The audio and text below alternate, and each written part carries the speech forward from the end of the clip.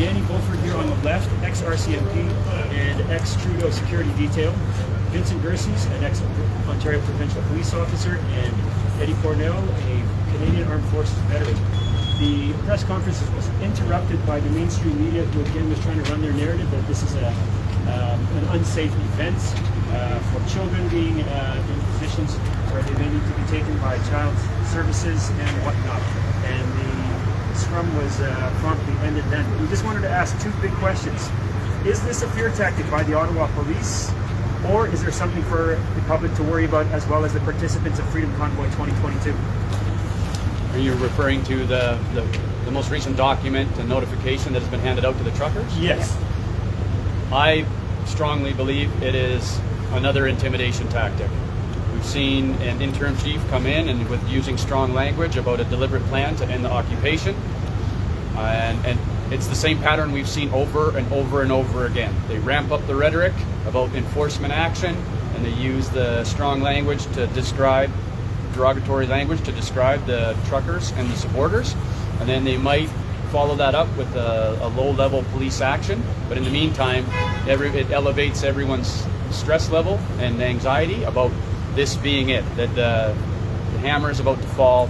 The federal government is going to deploy or mobilize police on a mass scale to clear out the entire protest and make mass arrests. So I suspect it's another repeat of the same variant, just like similar to the COVID variants. It's a repeat. Every time everyone starts to feel a level of comfort, like, okay, we're going to be all right, they repeat the cycle. So I strongly believe it's another part of their, another step in their psychological strategy.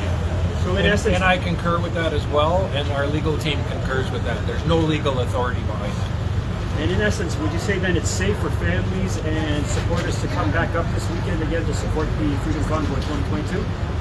Absolutely. Yep.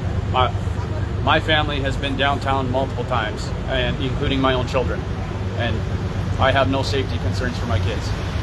The safety concern that I have is the actions of the police. Yeah, I feel that the greatest threat to our children is the current government strategy. So we've noticed a marked decrease in the number of police officers on the ground Monday and Tuesday. Do you think that's just respite and days off? I think the simplest solution is what I usually like to lean toward. So with the lower crowd numbers, they don't need the same police presence. And yes, for sustainability, they probably need to rotate people through. And do you know the morale of the truckers right now? Are they feeling any worry? They are unflinched. They are dug in. They are very, very determined that there's nothing more important than their freedom and the fundamental principles of democracy that are being very quickly eroded across Canada. And they're not just here for them, for themselves. They're here for all Canadians. All Canadians. Have you noticed any truck driver who left because of this threat, or because their account bank have been froze, or their license have been pulled? Some trucks have left, have cycled through. Some just logistically need to go for whatever reason, and new trucks come in. But there's quite a few new trucks and convoys coming this way. So we ask all Canadians at this time, at this juncture, to support this cause, to support this. We do not want to lose our democracy and our freedoms, and this is all about that. And you don't need a truck to be here. Just bring yourself, bring your friends, bring your family, and have a good time while you're here. And your bouncy castles. And your bouncy castles, yes. Well, that's what got us into trouble last time, was those bouncy castles. As retired RCMP and OPP, do you think it was necessary to deploy the Emergencies Act against the convoy? No, absolutely not. In my mind, there's absolutely no action from within the Freedom Convoy that would justify invoking the Emergencies Act. None. Yeah. We're not familiar with what's going on elsewhere in the province or the country other than what we see on the news. What other people are doing and how that might affect that is its own initiative. But here, this is peaceful, and we have the right to have a peaceful protest, and that's exactly what is happening here. very organic as well. I would, just one thing I would like to note, when we are inviting Canadians, please come and grow the support base. We've seen overwhelmingly the case has been like, thank you truckers, which absolutely we all agree with. I will forever be grateful for what they have done. Now, I'm going to ask, bring signs asking the police to stand up for Canadian rights and freedoms, because that, if the enforcement arm stands up for Canadian rights and freedom, this is over. Yeah. What is your biggest fear that what is going on, like with all the threat? What is your biggest fear for the future that's coming up for here? Is it the violence? Is it the confrontation? What it is? It's our government and its response to this process.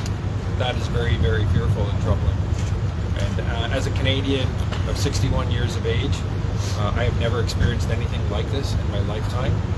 My parents came to this country because they lost their country from another country that invaded it during the Second World War. And the stories they told me are similar to what I'm seeing happening here now. I remember those stories, and that's what makes me scared. Do you have any ideas about the police here who are working on the ground, on the streets with the truckers? I mean, they're seeing the bouncy castles, they're seeing the revelers. It's like the World Cup has been won by Team Canada, and Canada, they mix together. So do you think any of them are waking up and realizing, hey, the narrative, the government is pulling something over our eyes? Yes, I know they are. Yes. I know that they are. They tell us every day. The police that are here, I speak to quite a few of them walking around, speaking to officers that are on duty, and they don't like what's happening either. And they, are supporting what the truckers are doing. In fact, they've been some of the best information sources that we've been able to get, so it's great.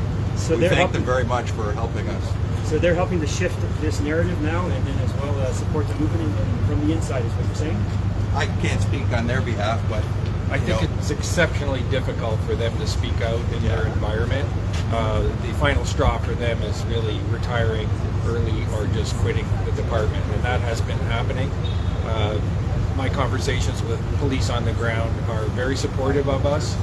Again, they can't speak out. But keep in mind, it's not just police and military vets that are here helping out. We have people from all walks of life across Canada that are here that are making a change in effect.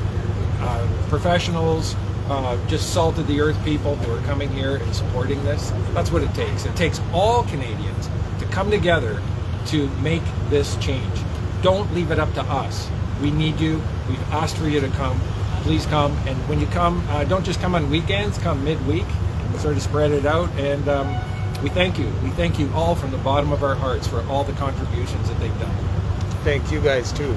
Just like to finish off with anyone who's been watching the news, like the mainstream media, and they think that what is happening here is that we're violent and we're bullying. It's absolutely false. Come down and see for yourself. You will never find a greater diversity and more welcoming crowd. It's more joyful than Canada Day, and I've worked every Canada Day for the last 8 years. So thank you. Thank you very much, Thank guys. We're getting lots of good stuff out. What I want to talk to you about is what our team back in BC has put together that people can start sending, and I hope you guys can go through. I'm just going to cut off. Okay, guys, we'll talk to you soon. See ya. I love you guys. I didn't realize I was in press conference. So there you go. You get a few more questions out on the street. I hope you guys share this, and just like they were saying there, it's up to you guys to get the truth out and keep sharing and posting, and like the interview that we just did that wrapped up the other press conference, to continue getting informed and just sharing that information.